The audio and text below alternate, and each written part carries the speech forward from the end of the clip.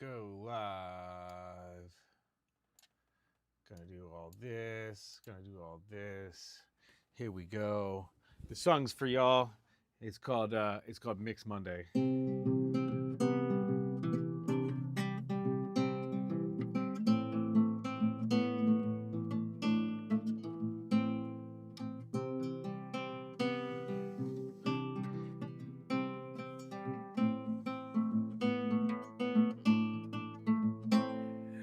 Mix Monday. Mix Monday.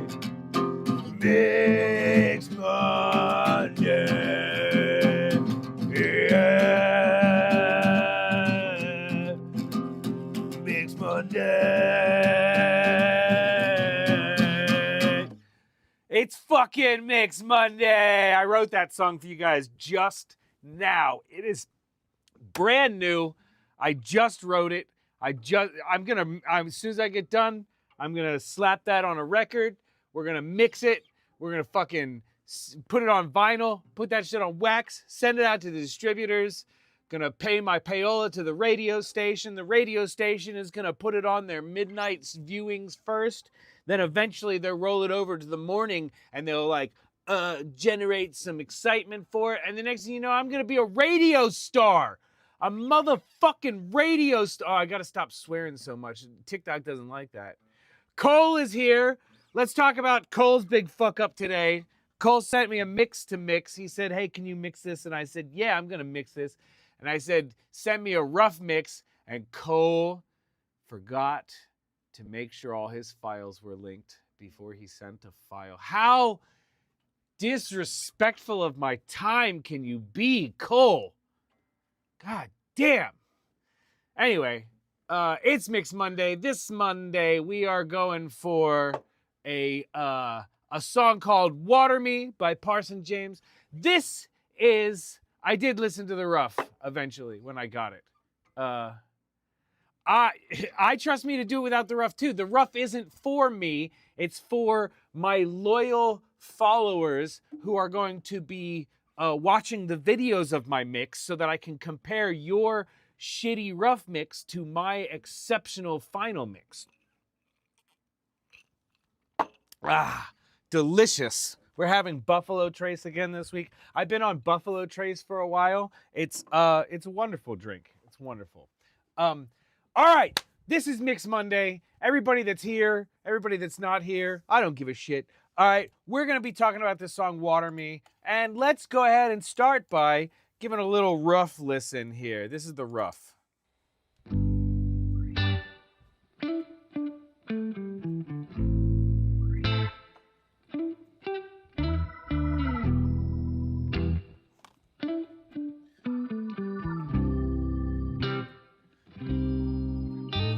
I've been so restless, fighting with my demons. Thought I'd learn my lesson, trying to believe, but I'm so far from heaven. Baby, could we maybe take it slow? I'm so done with regret and the pain in my chest, and I might miss a step, but I'm doing my best. Plant a seed in my soul, then you reap what you sow. You sow. If you just water me, watch me grow. Baby, just water me, and watch me grow. I gotta stop and smell those flowers. Every single petal can forget my power. You know I tend to dwell on what I've lost for hours. That old familiar pain, can't let it go. Can't let it go. But I'm so done with regret and the pain in my chest. And I might miss a step, but I'm doing my best. Plant a seed in my soul, then you reap what you sow. Reap what you sow. If you just water me, watch me grow. Baby, just water me,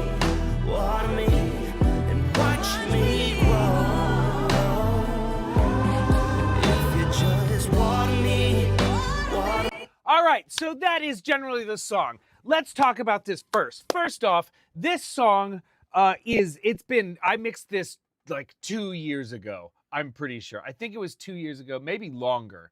Let's see if I can find. Where's this mixing? Water Me. There we go. This was originally done 2024. Yeah, 2024. So this is almost 2 years since I mixed this song.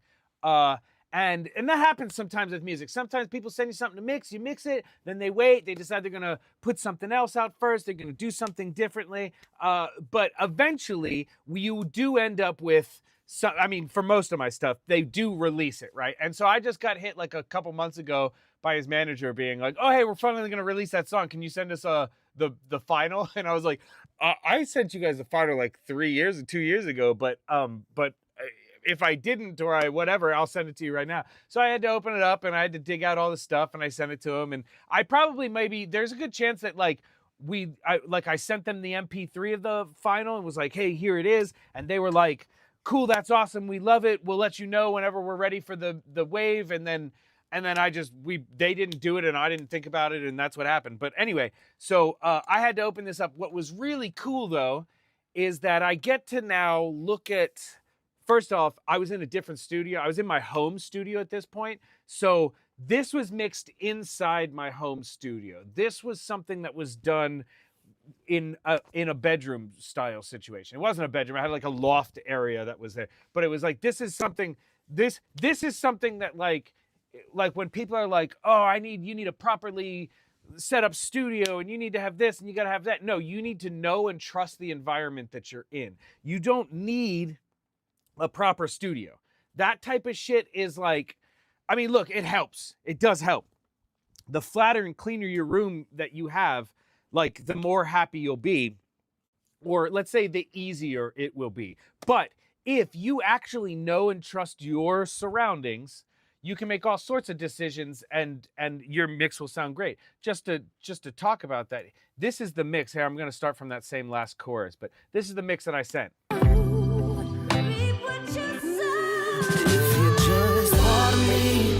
Water me, watch me grow. Baby, just water me, and watch me grow. If you just water me, watch me grow. That was their mix versus my mix, flipping back and forth. And you can hear what a big difference it is. That was mixed in a home situation. I am not magically better than everybody else in the world. I just learn my environment and I trust it. No, I've never used Trackspace, or I don't even own it.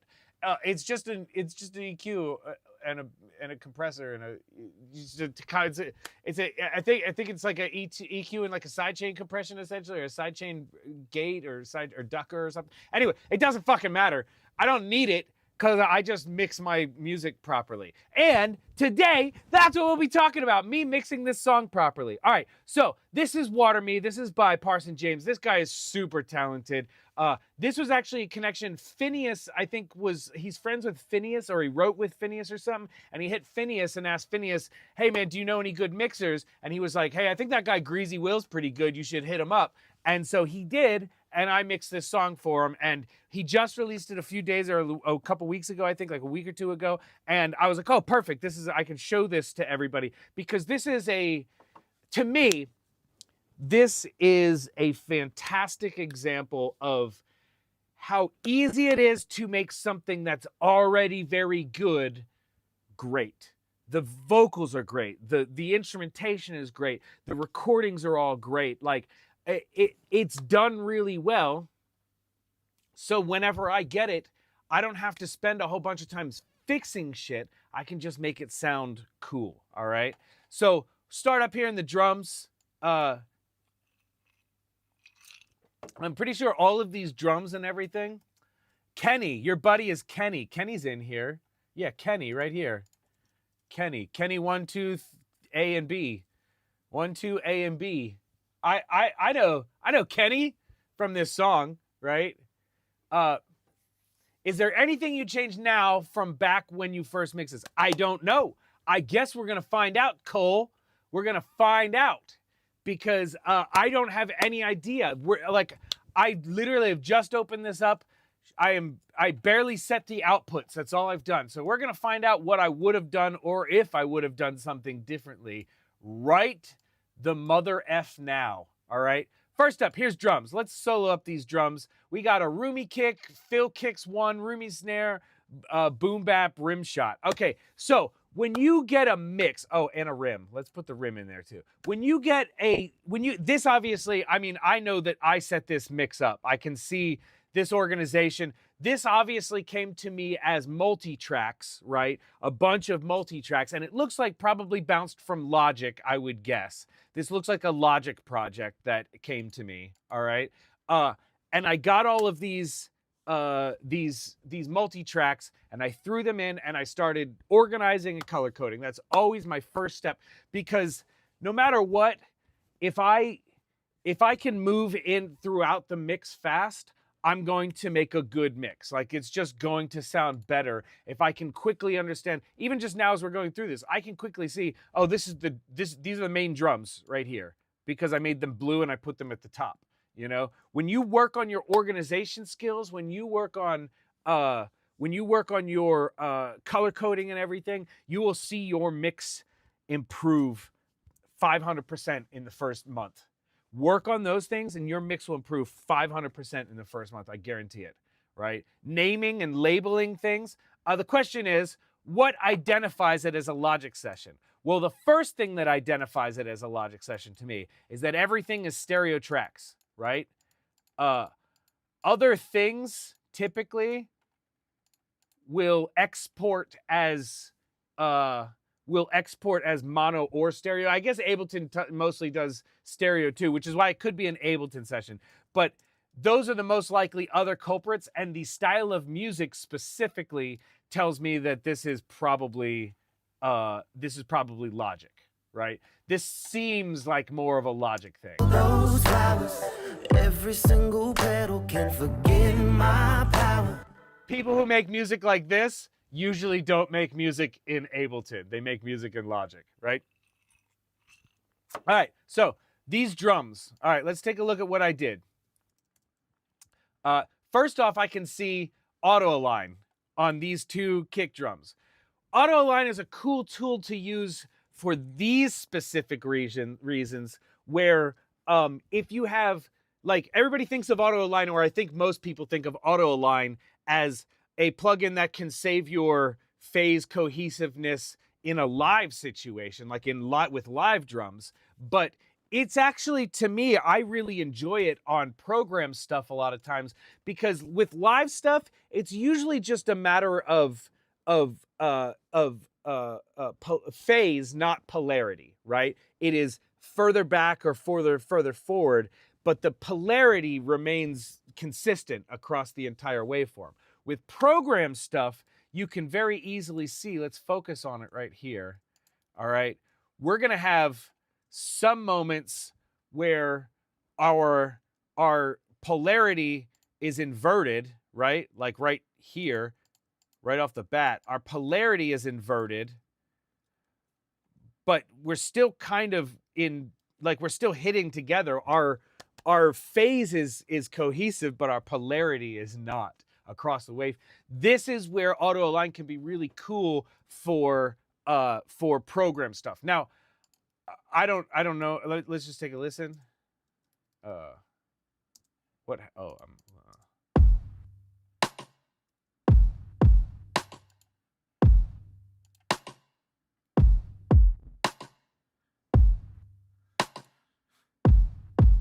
I mean, it makes a massive difference in the low end. Not the initial push, I think, but the low end that is like the back half of the waveform. It makes a pretty big difference that you can hear. I mean, at least I can with my sub and like speakers and everything properly set up. So like, I mean, I'm sure not on TikTok or whatever, but I can hear very well that it is making a difference in the low end. And all it's doing is just aligning these things more appropriately it really fixes the low end. Other than that, it looks like I have a Saturn II on, and it's not doing much. It's just pushing a little bit of the low end here of this kick.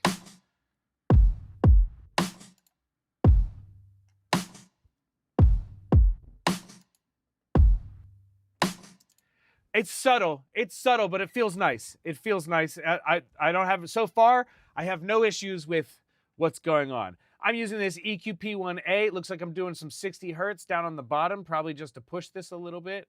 It also looks like I'm attenuating 10K. Let's hear what this boom bap sounds like. Oops.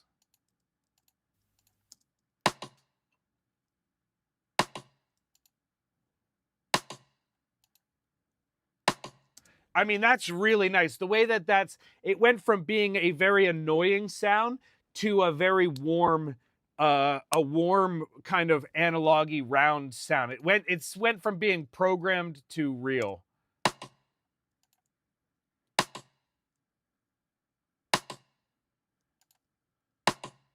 It just sounds a little bit nicer. I can also see here, I've got a drum room on these drums. And these drum rooms, I'm going to bet is Valhalla room. Yep, medium room. Nothing crazy, but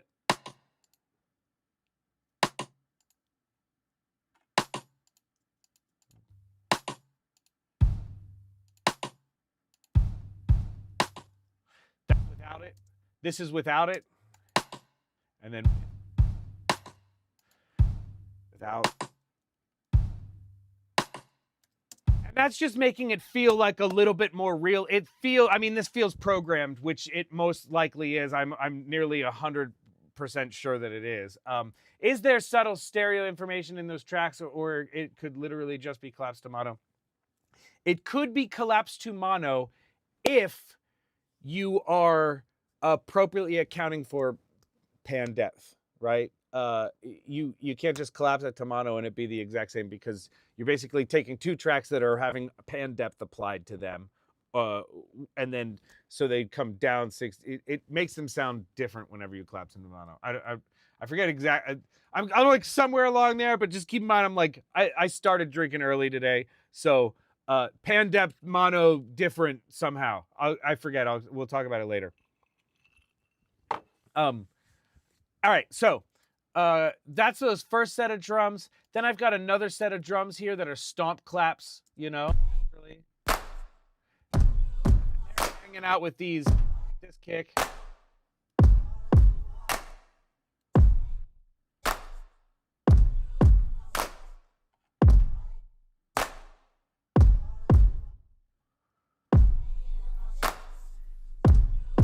Sounds like these claps, at least, are real, because you can hear the bleed in them, which is very funny. At least some of them are.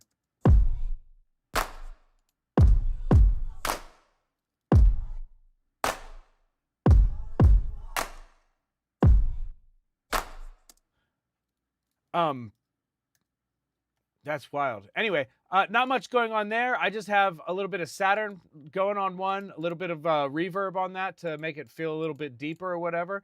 But other than that, not a lot going on. Again, this is what's cool, is whenever you don't have to do a lot. It looks like here in this clap situation, I've got an EQP1A, rolling off a little bit of that, pulling back a little bit on 10 kilohertz and doing a bunch of 60. That's kind of like, this is kind of the EQP1A a lot of times is my analogizer, right? It's like, because what you can only do very specific sounds, like big specific, I mean, you can tighten the bandwidth or whatever, but it's like, it doesn't, the EQP is not a fine touch kind of thing. And when you're working with music like this, that should feel really analog and feel like you recorded the whole thing on a console. If you want to work on stuff like that and make it feel like that, you need to make its moves. It's not the equipment, it's the way you operate, right? It's like, if you're gonna go here, look at, I bet you I'll find an EQ right now.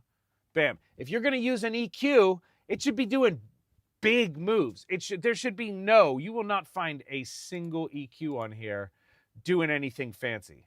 There's none of that fucking squiggly line bullshit. None of that fucking crazy ass, your cousin's teeth row looking shit, you know? Like, it is all straight up just big, wide moves. I'm not doing anything really particularly. That is how analog sounds like analog, right? Is that because that's what we used to have? Whenever we were working on EQs on the board, you only had certain choices. You couldn't be doing all this tweaky bullshit. Tweaky bullshit is how you end up with like sterile ass shitty recordings. All right, so let's move back up here. Those are stomps, those are claps. Got a little bit of room going on here. Not doing much with the claps, just doing a little compression. Pedal can forget my power. You know I tend to dwell on what I... Something that I think is funny about compression is a lot of times, like we let measurements guide our decisions too much sometimes, right? It's like, because keep in mind, right? This 1176 meter right here, when it goes, let's say halfway right now, it's going halfway. Pedal can forget my power. You know I tend to dwell on what I... Halfway on this is 4 dB of compression, which is like nothing, you know? It's like nothing overall. But then put on something like a DBX 160,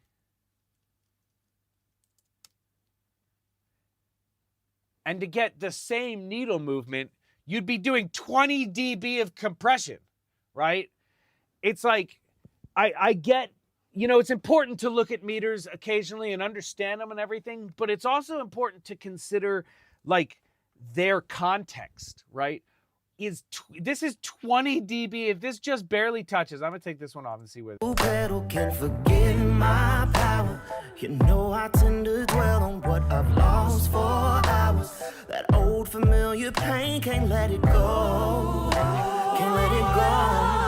But I'm so done with regret and the pain in my chest. And you see that meter moving that equivalent amount, that like a little bit, but it's doing 20 dB of compression and sounds completely different. Now, I don't know if this is just duh for most people, but to me it is. To me it's like, yeah, duh. But there's so many people, whenever I say like, hey man, don't be like people are like, how much do I compress this? Or and it's like, well, don't look at the meters, because the meters don't tell you the story that you really need to be thinking about. You need to listen to the shit. And that's what people are talking about. So often I see people get frustrated where they're like, yeah, I'll come back to that.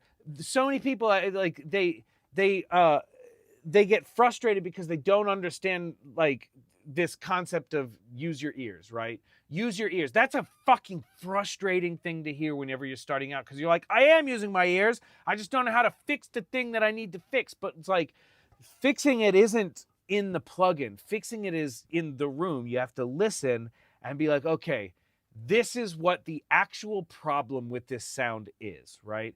In this situation with these claps, like I just wanted a lot of people look at compression as a volume situation, right? But I also look at it as like a frequency leveling situation too, because the louder frequencies of something like a snare drum, right, will be louder. And if you're trying to kind of smash that sound together to make all the frequencies one loudness, right? That's really how I think of compression, is like, what frequencies are the loudest in this thing, and how will they be then pulled down whenever I compress something? What I wanted was the low of this clap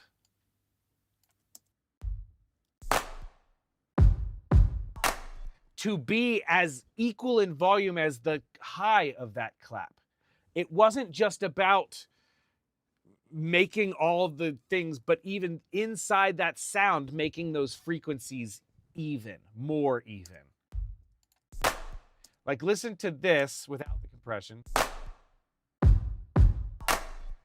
and then with.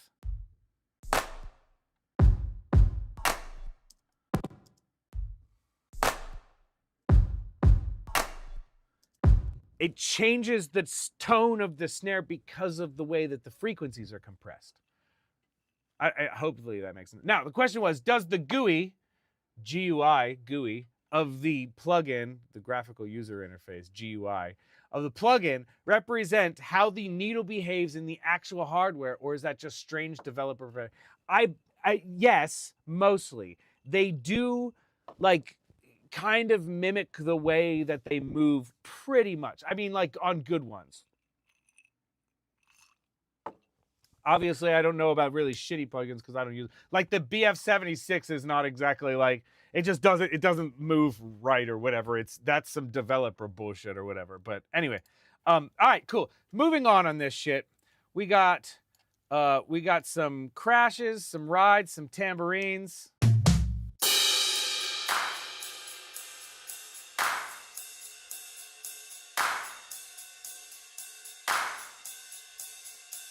Not much going on here, right? It's like it's pretty simple overall. Again, I cannot emphasize enough how important it is to send good stuff to a mixer because your shit is going to get so much better then, right? Do you worry about the stereo bass on the claps when translated to mono? Not once ever have I ever stopped to worry. I never really think about that, man. Here's the thing. First of all, let me point something out to y'all, right? Stereo mono fields, understanding that is so incredibly important, right? But the way your stereo field translates to mono in when you put it in mono, right? Like via a mono speaker, or you take your two speakers and put them in mono via the console app or whatever, right? That is still kind of the same thing that happens when you move away from a stereo source, right? It's not exactly the same, but have you guys all understood the concept of as you move further away from stereo, it becomes mono on its own, right? Like it doesn't stay stereo whenever you're like 100 yards away.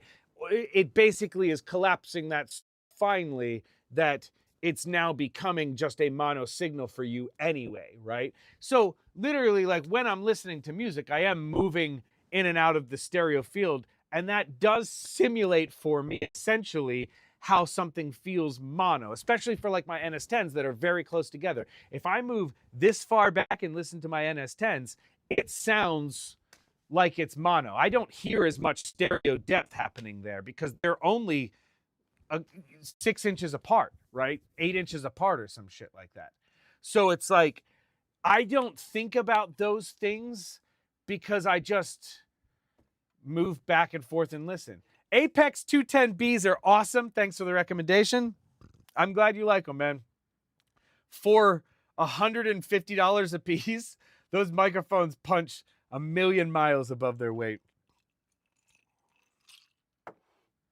Always heard GUI and read GUI and never made the connection. Yes, that's it. That is true.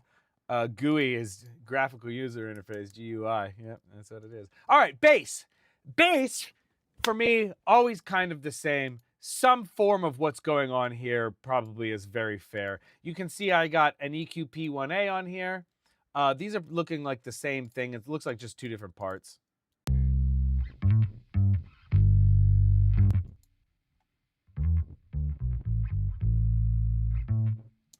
Cool. So the sound that I got was, I'm streaming here and I'm streaming on YouTube right now. But the audio's the same now and everything's the same because I figured out how, I'm a professional streamer. Holy shit. The audio on TikTok is just as good as the audio on YouTube. And that to me, man, that really says something. I've come a long way, guys. You know, like the guy that was just back in the day, just had no idea what he was doing, just pushing buttons and yelling at the screen, to a professional streamer with solid stereo recordings. Oh my God. I'm about to get some 500 series gear. What rack do you recommend to put them in? Depends on how many pieces of 500 series gear are you getting. I love the API lunchbox. It's the original. It's the best. The power is good on them. Like they're always good. I like them. If you're just doing a 2-channel, I'll tell you my favorite company, one of my favorite companies, AEA Microphones, just put out a 2-channel. They call it a snack box. And it is fucking fantastic. It has a link button. You could do very easily your own vocal chain in a little 2-channel situation. That way you could take it anywhere you wanted to go. So yeah. All right, so back to this bass real quick. All right, so we got the EQ P1A. What's going on with the EQP? Let's hear it. Adding some 60 hertz down at the bottom, not too much. And it looks like I am cranking that 5K. Look at that, at the 8.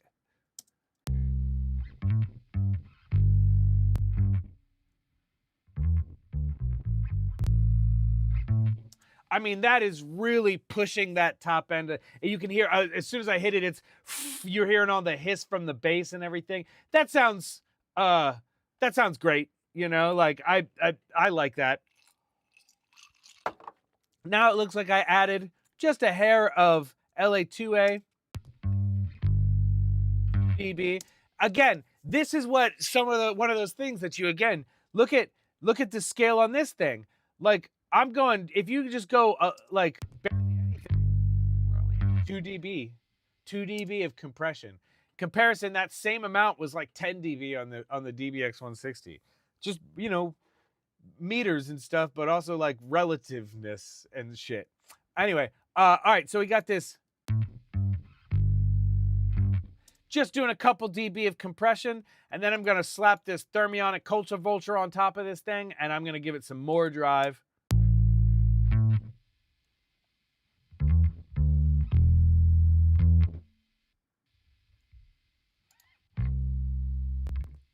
I mean, it's just, I'm simulating some amp sound, but not in the same way, you know, as just like, I mean, I'm driving it a little bit. I'm giving it the amount. Something that I think about bass that's always true is that bass needs a little bit of grit to cut through the mix. That grit happens in those upper order harmonics, right? Like if we were to throw a Pro Q on here, we would learn everything we ever wanted to learn, I guess. Let's do this on freeze. All right, and now we're gonna take this culture vulture on and off. We're gonna close this.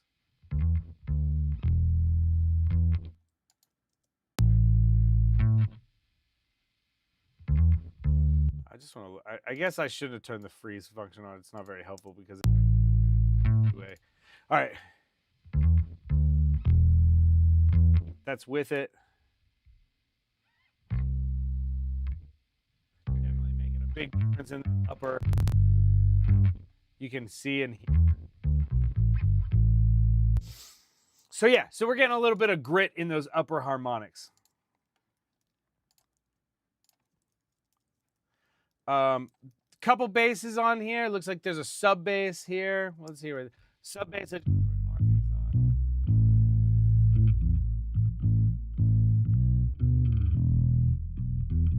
Yeah, sub bass sounds good. Everybody likes sub bass. All right, where are we at? All right, sub bass, and then I have everything going through a bass aux. Whenever I think that a lot of times people ask me all the time, like, when do I use an aux and when don't I use an aux? Like when it's an organizational thing for me is mostly when I need to put something on multiple tracks and it's just less of a pain in the ass. That's a good time to use an aux. Another good time to use an aux is when I want control of all of the things in that section. For this, I want control of all of the basses because they're pretty much the same thing and they're gonna sound a level. All right, next up we got some guitar. Looks like I'm doing a couple things to the guitar.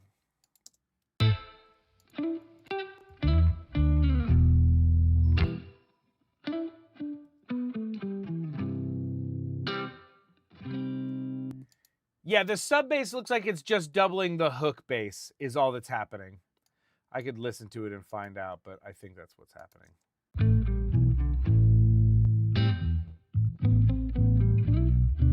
Yeah, it's just doubling the bass in the hook.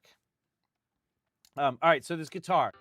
First thing I did is throw on this 1073. I'm just giving it a little bit of, man, that 12K boost. 12K boost on the Neve 1073 for like so many things is just the answer to why your shit doesn't sound professional. It's like that 12K, like on the SSL, it's that like 8K boost above the shelf, the top shelf. Both of those two things you're probably not using enough of, or you're using too much. If your nose bleeds, it's because you're picking it too much or not enough. Those are the two things. You're either using too much of it or you're not using enough of it. Here, let's do it. Bypass it back and forth. We'll listen.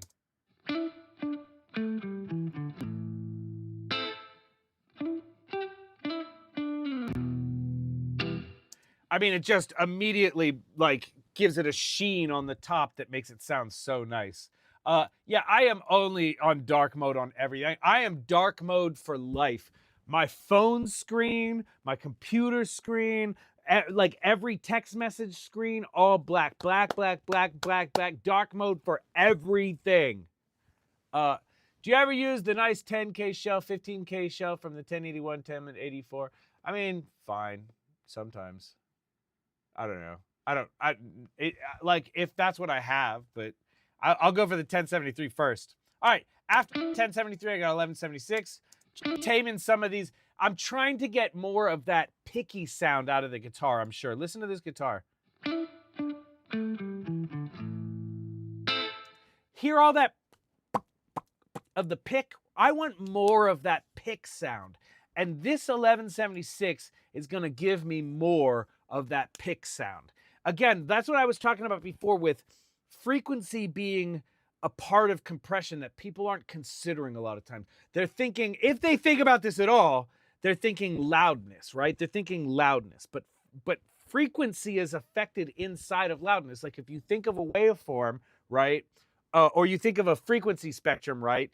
If something is way brighter and then something's way darker, this is part of loudness as well. This loudness is getting compressed as well. So it can balance out tones using your compression. Just another way to think about it. I mean, it's not all the shit, but just put that in your brain next time about what you're doing with compression. So yeah, so I'm trying to get a little bit more of that pick sound that's buried in here.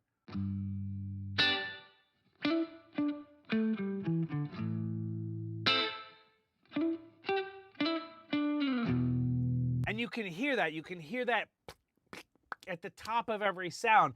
That's what I'm trying to get out of this in this compression. Next up, I got just a tiny little bit of EQ happening.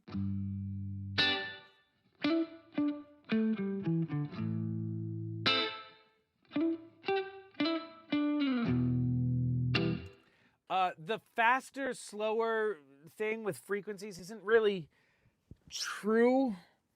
It's like one of those like things that people fuck up. They don't understand about physics. Like they're like they do not in our terms of things. Like the way that we are thinking about, it's not like a faster, slower frequency for attack speed. Like in air, in actual air, it kind of, but also not kind of. It's a whole thing. Also, again, drinking. So we'll like I'll circle around to this at some point in time and talk about it again. But important. I thought the 1073 was native already. I don't know. I don't care. I don't use native stuff. I just have the satellite and the two X8s, you know? All right, guitars again. So there's a bunch of guitars, and you can see here I got a bunch of.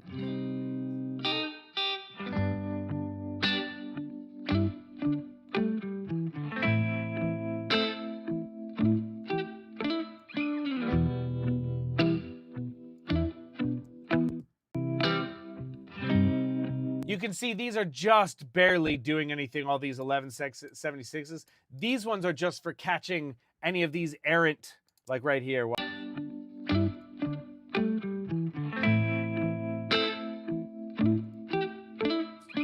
damn it.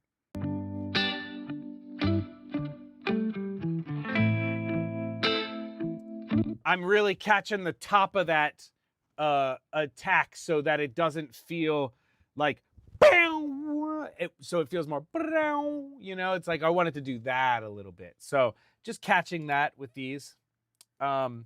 There's some filtered guitars, a bunch of, there's layers of guitars for sure. I'll put everything in up to where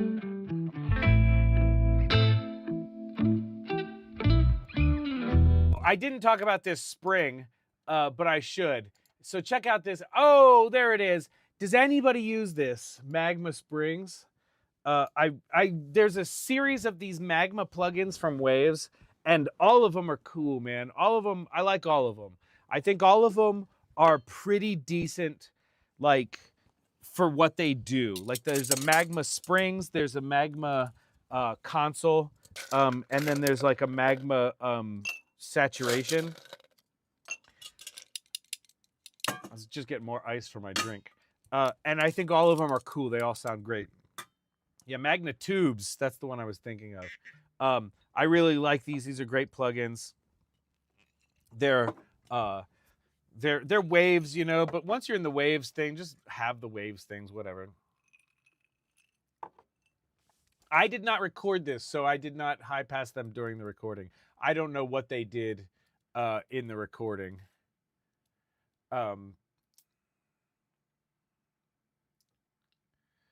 to ask that spring.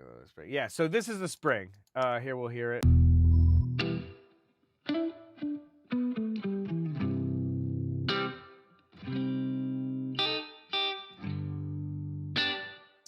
There was a little bit of spring on their recording, and I just added a little bit more. I just thought, you know, it's like sometimes they do subtle things in recording, and then it doesn't really translate. So I just kind of beefed it up a little bit, but it sounded really nice.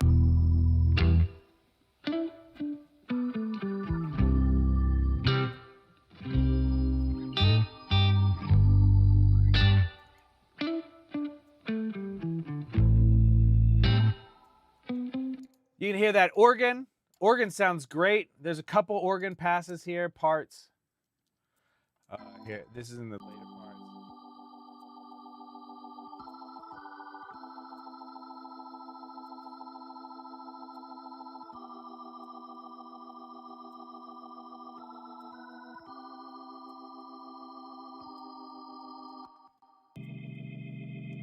parts. I will tell you, this is definitely a VST. And people will often ask, like, you know, how do you tell the difference between a VST or a program sound versus a real thing? Like, you know, for example, I brought up earlier, like this bass is played.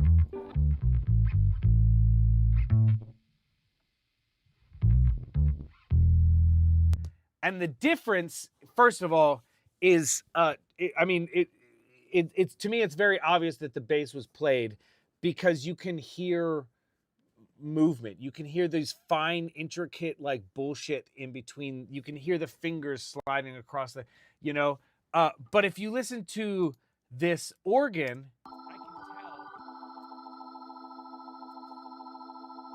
I can tell that that's a VST. And it's because anybody who has ever actually recorded a B3 will tell you that that Leslie 147 cabinet is loud, right? On almost every bit. They're not supposed to be. They're supposed to be quiet, but they're loud on almost every single one. You can hear all of that noise. And a lot of times, in addition to that, that cabinet is in the same room as the person playing. So you'll hear them moving and switching things and everything. And also, check this out.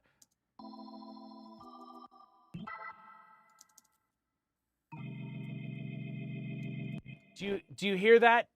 The vibrato for the thing, it's concentric and perfect all across the track, right? When you are actually recording, a real Leslie is not perfect, right? It's like it'll shift side to side. It'll do this thing. So I did not do this with this, but often whenever somebody has something like this,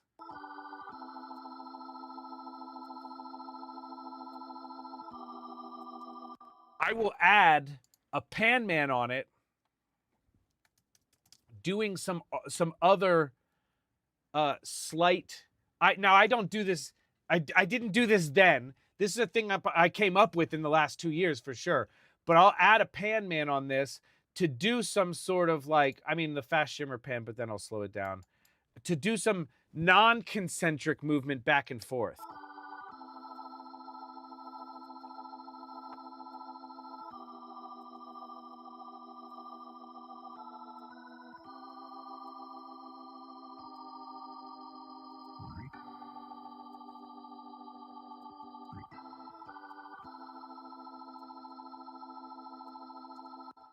Now you don't have to do too much, right? It's like I first of all I slowed it down, and then I changed the width to be really thin, right? But all I wanted was it to just gently kind of move back and forth, and I used the rate, the LFO, instead of a rhythmic situation, because you could do a rhythm step, right? And make it do it by, but you don't want that. You don't want it to be perfect. You want it to be loose and move back and forth. That was how it will sit best in the mix. Now, obviously, didn't do it for this. Should have done it for this. Didn't do it for this.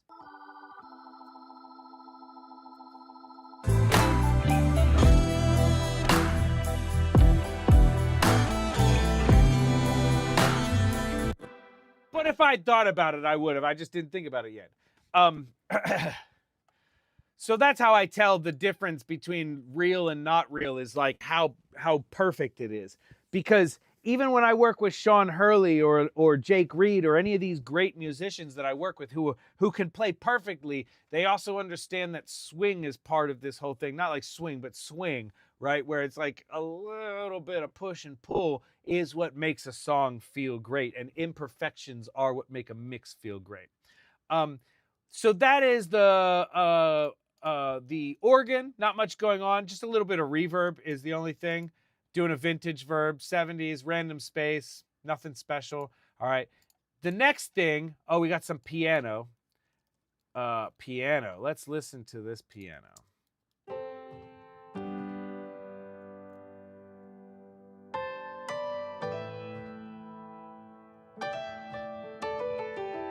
Great example. The piano is real. The organ was not real. The piano is real. Listen to the foot pedal.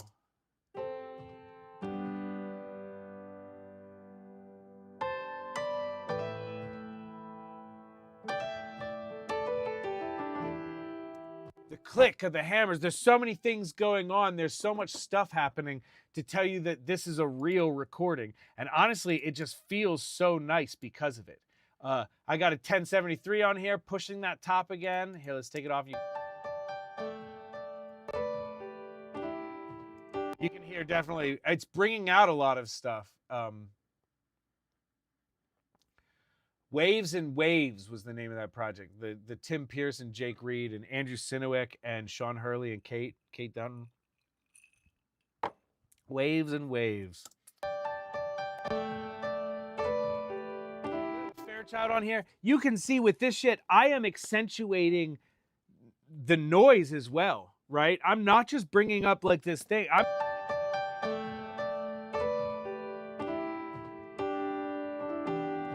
Like when I put these two things on, it makes it noisier for sure.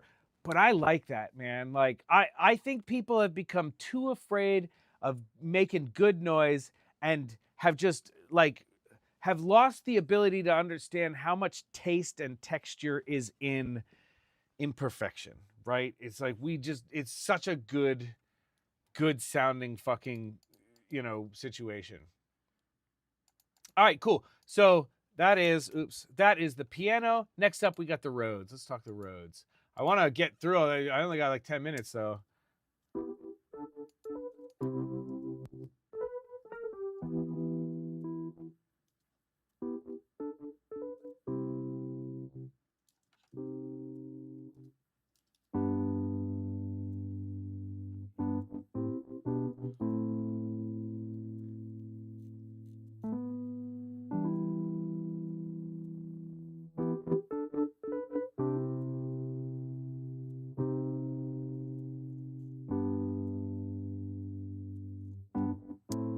Somebody asked about this analog or noise plugins the other day.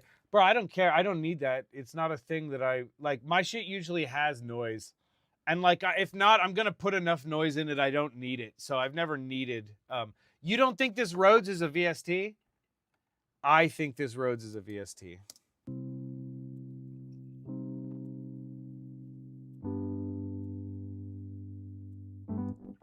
Do you know why? I would love to come to Denver, Drew. Just let's. If you know a studio there that will host me, I will do a thing in Denver. That's all I need is a studio that will host me, and I will come to Denver. Gladiator. I am almost positive that this is a VST, and I'll tell you why. Most Rhodes, if you record them direct, are mono. The reason that they're mono is because they were going to a single cab, right? So most Rhodes, if you record them direct, are mono. Very few people, and I mean very few people, me being one of them, have a stereo tremolo for their Rhodes. My Rhodes has a stereo tremolo because I bought one of the LA Custom Rhodes Peterson rebuilds, and their tremolo is a optical triggered stereo thing. So you get true. Very few Rhodes that I've ever recorded other than my own have that. So if you hear stereo tremolo, more than likely it's a VST. Also, there's no noise in this.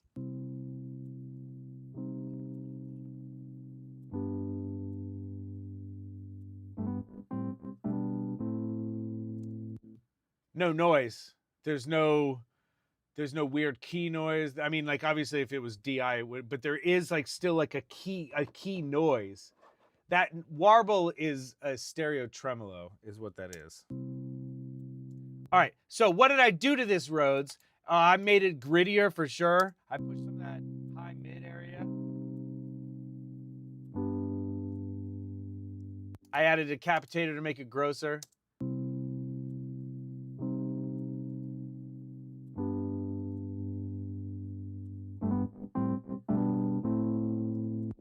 You can hear suddenly now those high, there's crunch at the top of those things. That's good. You want a little bit of grit in this to let it sit in the track properly. Now, the last thing that I did, this is a me thing. This was an effect, not a fix, right? The other things I'm fixing it to sit in the mix properly.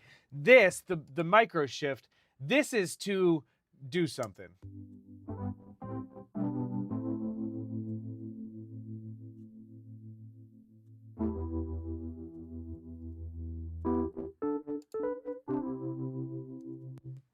This is doing like a little Haas effect, pitch effect thing. I like the micro shift a lot. It's really cool.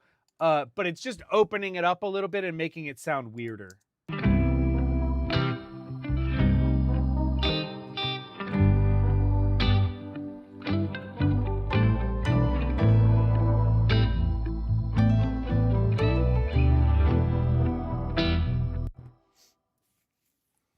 Now, I put all of these things through the instrument bus like I always do, right? Instrument bus.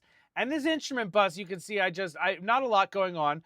This is a space thing for the vocals, a little bit of Cambridge, and a Fairchild, right? This was a texture thing more than anything. You're not going to hear much of a difference.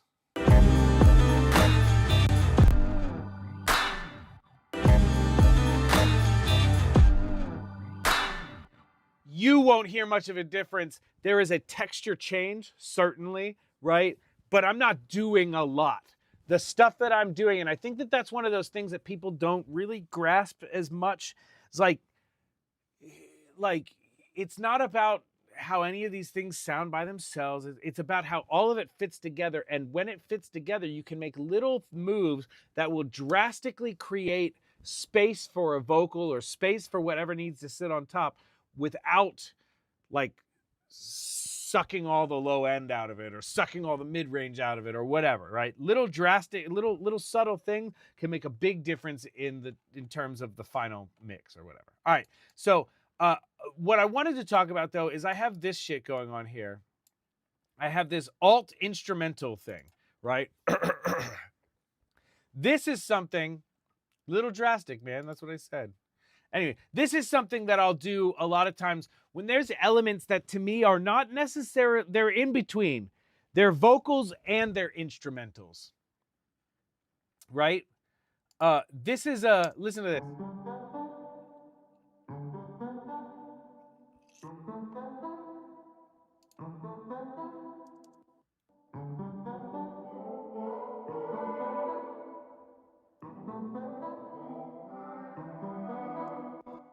So is that a vocal or is that an instrumental? I don't know. It to me, it's kind of instrumental, but it's also kind of. So I just want to have something more going on. All right.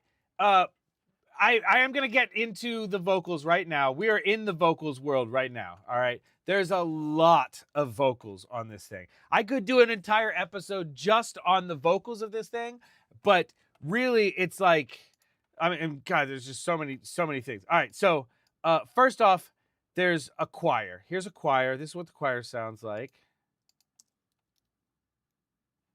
Joking. Here's what the choir sounds like.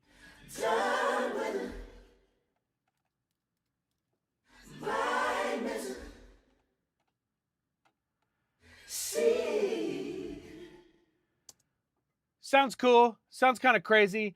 I got I'm putting this all in a choir bus. I don't know where that is. Oh, this is the choir bus. Choir bus, and then I'm putting the gang rooms in there as well. I'm gonna guess. Oh, and it looks like I'm doing a little doubler on it too. So let's see what it sounds like without all those things.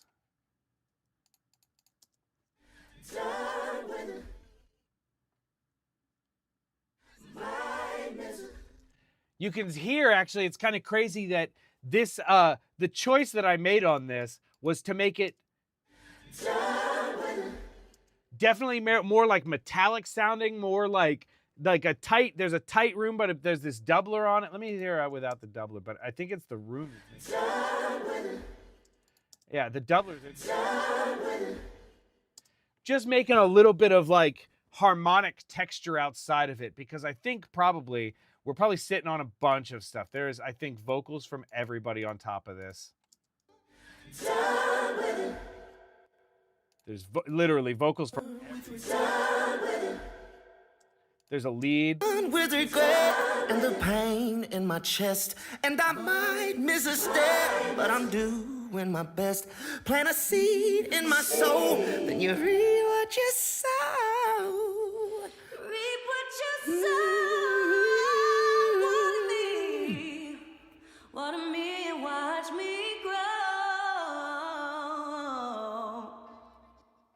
Me with regret and the pain in my chest, and I might miss a step, but I'm doing my best. Plant a seed in my soul, then you reap what you sow. Reap what you sow. If you just water me, watch me grow. Baby, just water me, and watch me grow. Just seems overall like I was in a very Abbey Road J37 analog vibe that I was doing on a lot of this stuff. With regret and the pain in my chest, and you can see a lot of these times I'm doing 1176s with an LA2A. In a dense vocal arrangement like this, what is the approach to reverb sends? Sharing sends or independent by part? Okay, great question. When I am doing big dense vocals, how I want my vocals to sit is based upon, or how I treat my vocals in terms of reverb is based upon how I want them to pair with the other things, right? If I want the background vocal, right, to like the gangs and the choir, let's say, to sit together so that they're both, gotta get this fucking piece in, goddamn, anyway, so that they're both seemingly like they're in one room, right? I put them on the same reverb, right? You can see up here, the gangs and the choirs, I wanted them to sound like those parts were in the same room. So I did the same thing to them. So these choirs here. And the pain in my... Let me just solo them here.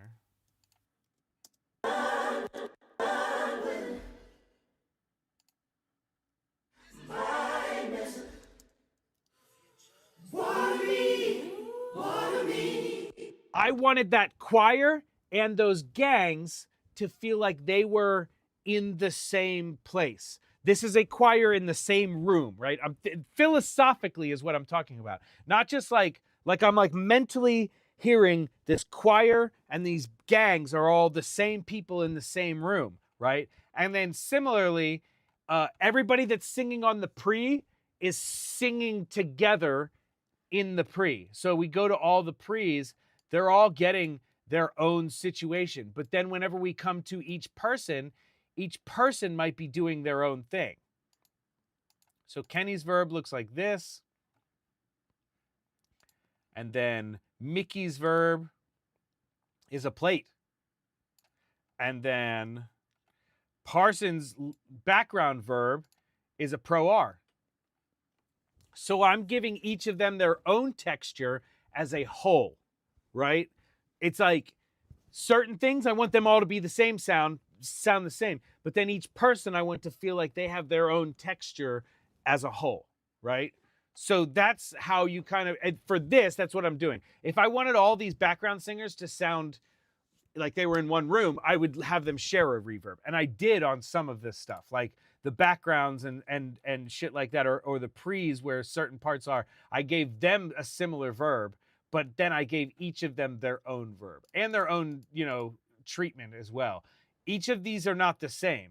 So you look at JoJo. JoJo's got a Pro Q like that, an 1176 like that, and an EQP like that. Kenny only has a Pro Q3 like that, and 1176, right? This is like, I'm treating each one of these individual singers, even though they're all doing backgrounds for this, I'm treating each one of them independently for their parts. Smell those flowers. Every single petal can forget my power.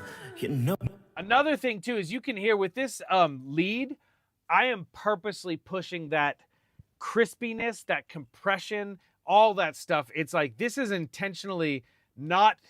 It's supposed to sound rougher, right? I gotta stop and smell those flowers. Every single petal can forget my power. I tend to dwell on what I've lost for hours. When you hear it like this, right, you can hear the separation or whatever, but it's not in your face. I'm doing all this stuff, all this compression and everything to get it. I gotta stop and smell those flowers. Every single petal can forget my power.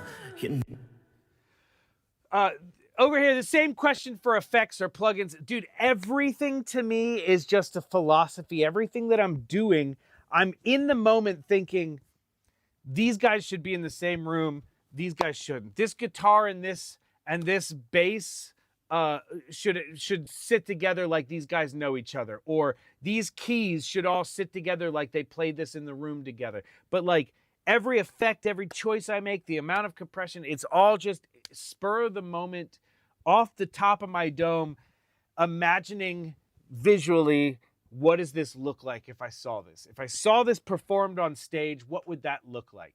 And I just make those decisions like that. I gotta stop and smell those flowers. Every single petal can forget my power. I tend to dwell on what I've lost for hours. That old familiar pain, can't let it go. All right, let's round this out. Let's throw all the instruments back in. Baby, just water me, and watch me grow. Pain in my chest, doing my best. Might miss a step. Water me, your soul. Don't let it go. Water me. Pain in my chest. Doing my best. Might miss a step. Water me. Man, I'll tell you, again, I say this all the time, but you know, the easiest things to mix are things that have been arranged properly. When they were arranged properly from the jump, oh my God, this mix came together. Now look, I mean, you can see I got some plugins on this, but I'm not going crazy. I didn't have to go crazy. And compare. Let's compare and contrast just that section right there. This is the demo, and then I'm going to switch back and forth into the... If you just water me, watch me grow. Just water me, watch me grow. Pain in my chest, doing my best. Might miss a step. Water me. Seed in my soul, reap what you sow. Don't let it go. Water me. Pain in my chest, doing my best. Might miss a step. Water me. Seed in my soul, reap what you sow. Don't let it go. Water me. The big change between those two, whenever you hear the AB is wild, right? But no disrespect to whoever put this all together, whoever recorded, produced, whatever the situation was. I never ask. I just get it and I do it, right? No shame to them, because if you just heard this, If you just water me, watch me grow. you'd be like, damn, that's great. It sounds great. But if you heard this afterwards, If you just water me, watch me grow. Baby, just you'd be like, oh yeah, that's better. You know? Yeah, it's life. It brings life to the whole. That's what a mix is to me. A mix should take something that is solid, that sounds really good on its own, and be like, oh my God. Like, you just brought so much life and energy to it, you know? There wasn't, look, this is a testament, again, to how good this was done. I'm not doing a ton of stuff. I'm doing specific stuff to specific things at specific places, and it does a thing, right? It does this energy, and that's what we are looking for at the end, right? That's what we're looking for. We're looking for, like, for the artist. The artist, when I sent him the first mix, he was like, bro, he was like, this is amazing. The first mix I sent him, he was like, this is amazing. And I love that. I love when I hear it and I get it immediately. I understand what you're going for, and I'm just going to do it. Again, here, let's just play it down a little bit. This is the I'm going to demo into the mixed version. Demo. if you just water me, watch me grow. You just water me, watch me grow.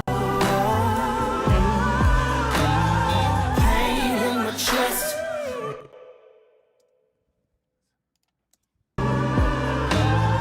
Pain in my chest. Doing my best. Might miss a step. Water me. I mean, open, big, and a big part of that too was making choices about the stereo field. And again, man, I cannot stress this enough, guys. You're not going to find one motherfucking stereo width plugin on there. There isn't any stereo width plugins on any of this shit. I'm not using one anywhere. This is just compression, saturation, and EQ. That is the only thing. It's a few minor fucking effects. But compression, saturation, and EQ, and then the width just opens up massively. If I can, then you can too, my friend. And this is before I was even really getting into mid-side. I wasn't doing a lot of mid-side. This is really just good panning and good use of the stereo field.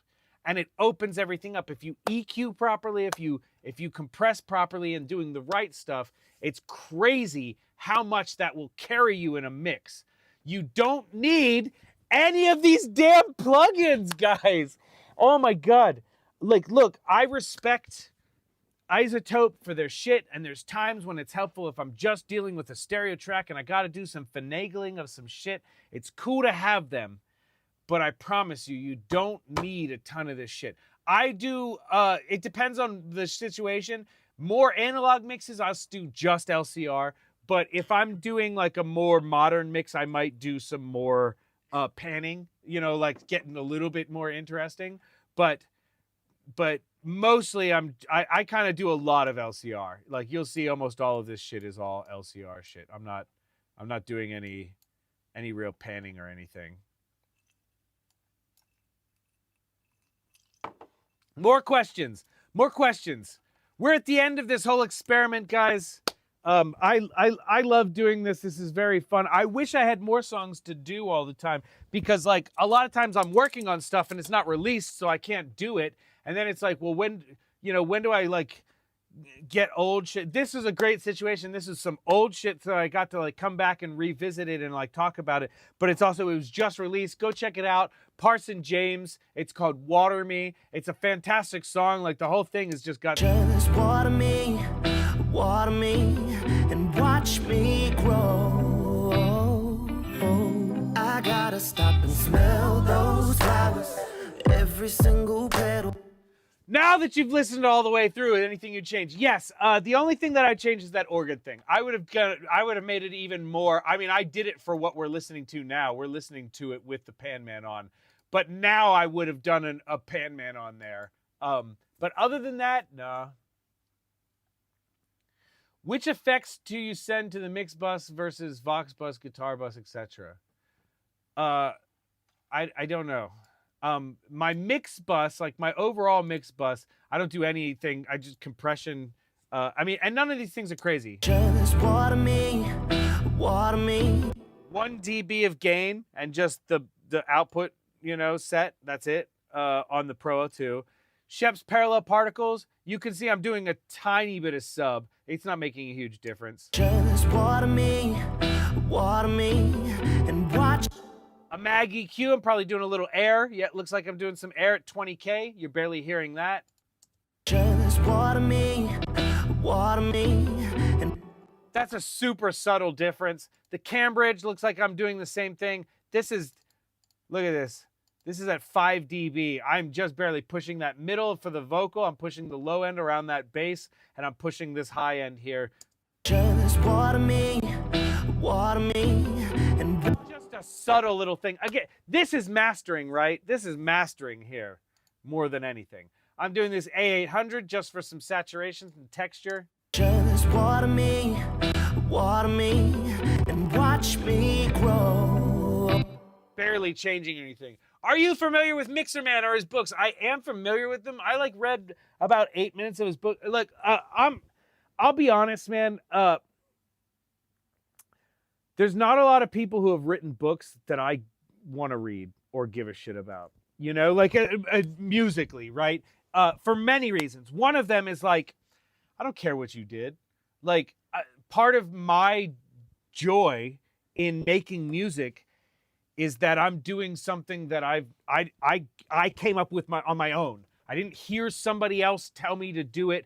I didn't hear about it in a book or read about it somewhere. I didn't see a YouTube video that showed me how to. These are all things I come up with on my own. I'm just thinking through the process. To me, every mix is just a problem that I need to solve. And so I need to just sit back and I just listen to the mix and I say, okay, like, this is this. How am I going to get there? And I have 600 ways to get there.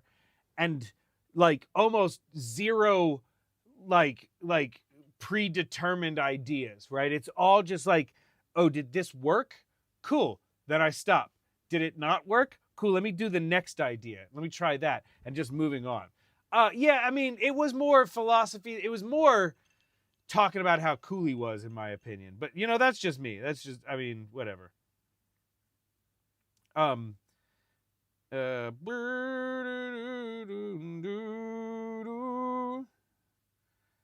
Great, I finished one. I finished one. I had to check my messages. What issues usually call for a multi-band compressor? Guys, I'm going to tell you, I have probably used a multi-band compressor about 8 times in my career. I pull one up and I start tweaking on some dumb shit, and I find myself like, oh yeah, that's it. And then 20 minutes later, I always bypass it and I go, oh, it's way better without that shit on there. And almost every single time. I think this is one of those multi-band compression and soothe and all that shit. It's one of those things that you put it on and you're like, yeah, that's it. And then all you do is you take it off and you're like, oh, actually, it's way fucking better without it every single time. So nothing calls for a like everything that you can do with a multi-band, everything that you need to do with a multi-band compressor, you can probably do with something else. What and where are you rolling off? I mean, not a lot. I'm not doing a lot. Like I'm not touching any of the low end.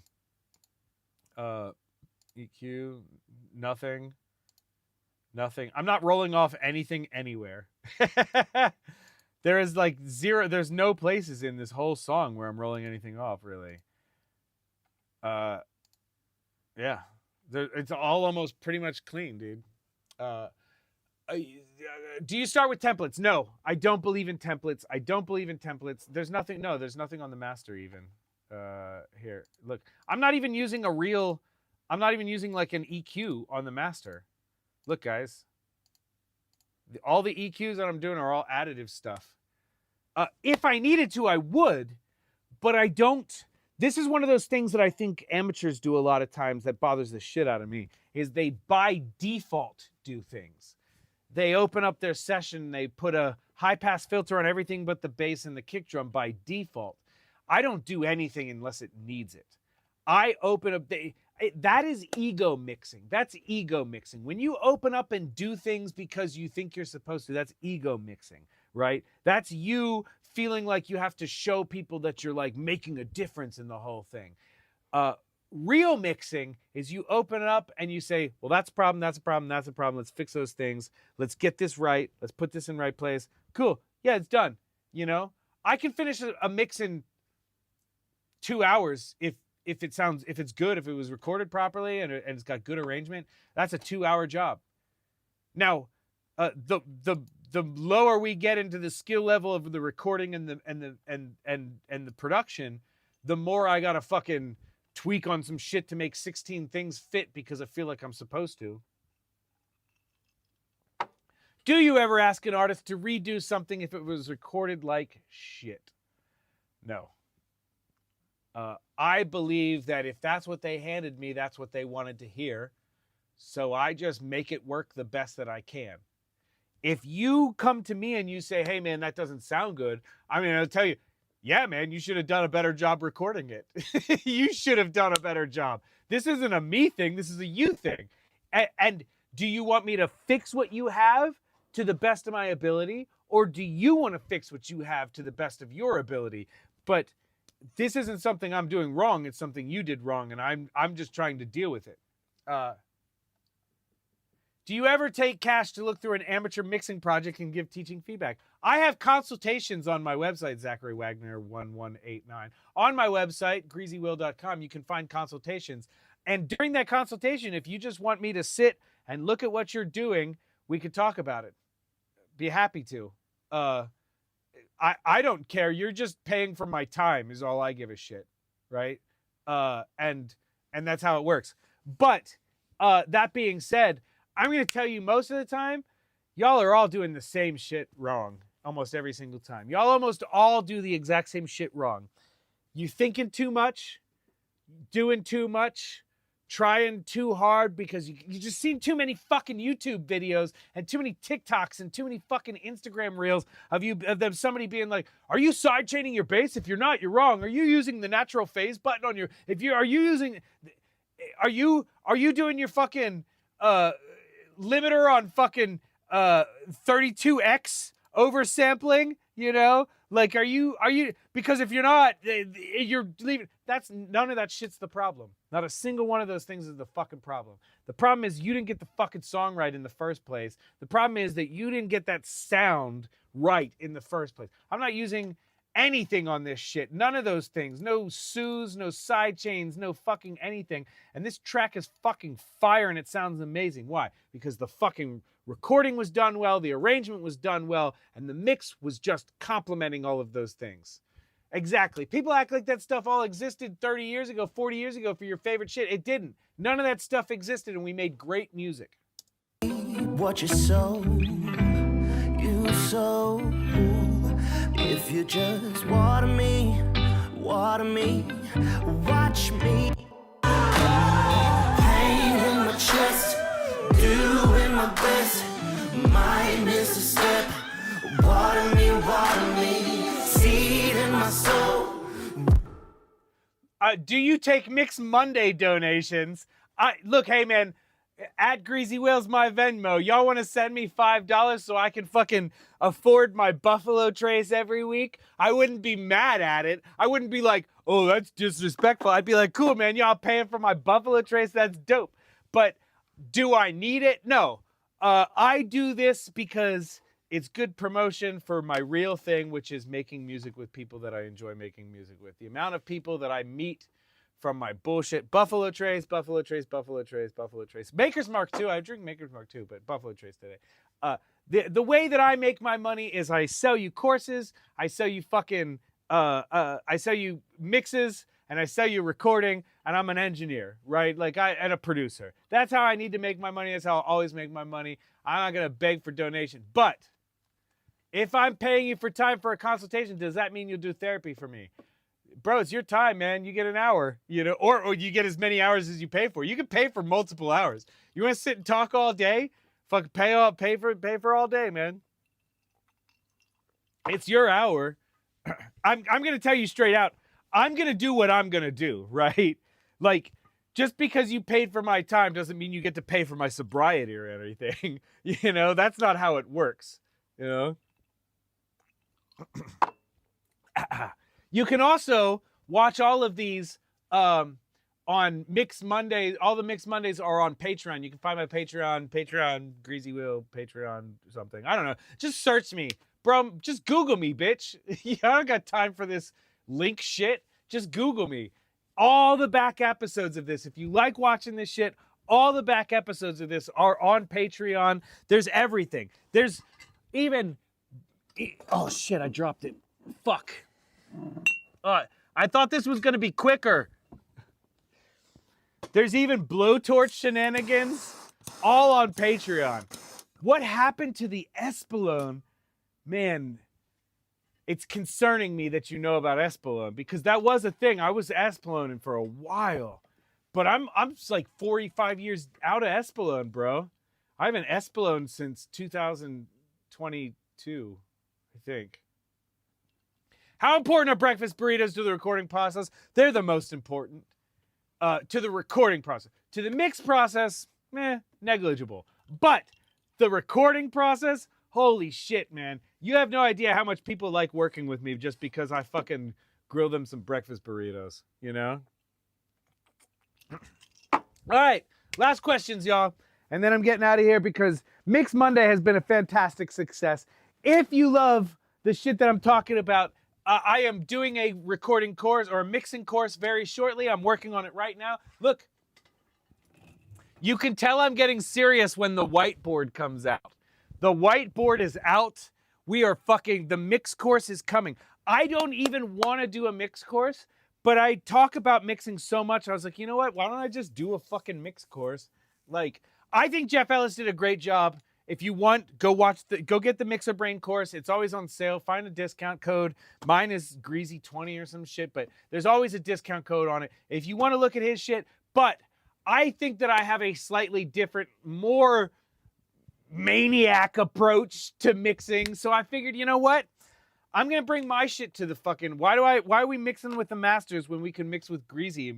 Mixing with the masters includes no alcohol. There is 0 alcohol on Mix with the Masters. Make mine $1 cheaper than Jeff's.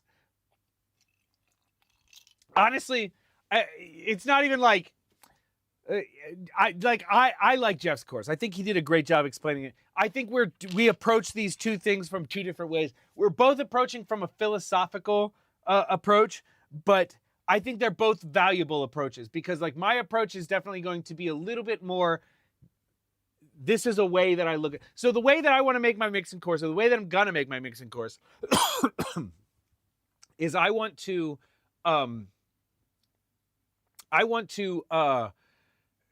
talk about things as they happen. This is why I got a bunch of like sessions from real people and multi-tracks from real people to mix because I wanted to really look at individual things and say, when confronted with this is one way that I could deal with it. This is another way that I could deal with it. I am going to do it this way, but you could have done it this way, and maybe you got... It's like you choose your own adventure. Fuck, I'm writing it down. Where's the fucking marker, guys? Oh, here it is. I found it. E. Choose your own... Ooh. Choose your own adventure. That is going on. That's the fucking...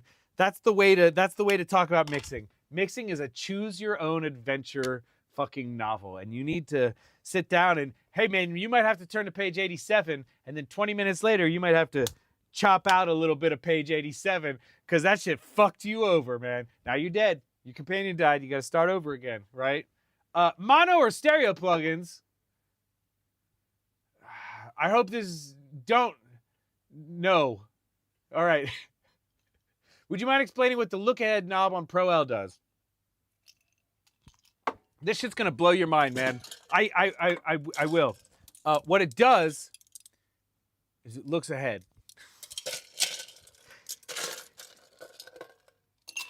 Sorry, I thought that was really obvious. All it is doing is instead of waiting for the event to happen and then reacting, it looks ahead and prepares to react in a different way. That's it. That's all it does. There you go. Solved it for you.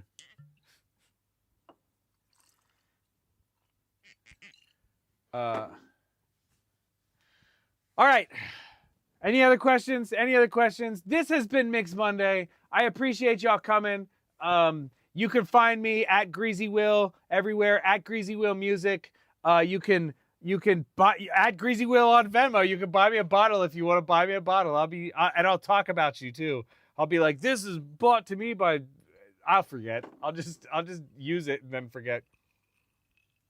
I am here most Mondays, and you can find all my back episodes on Patreon. Appreciate you all. Have a wonderful night. Rock and roll will never die. Hey, hey, my. How do I end? End.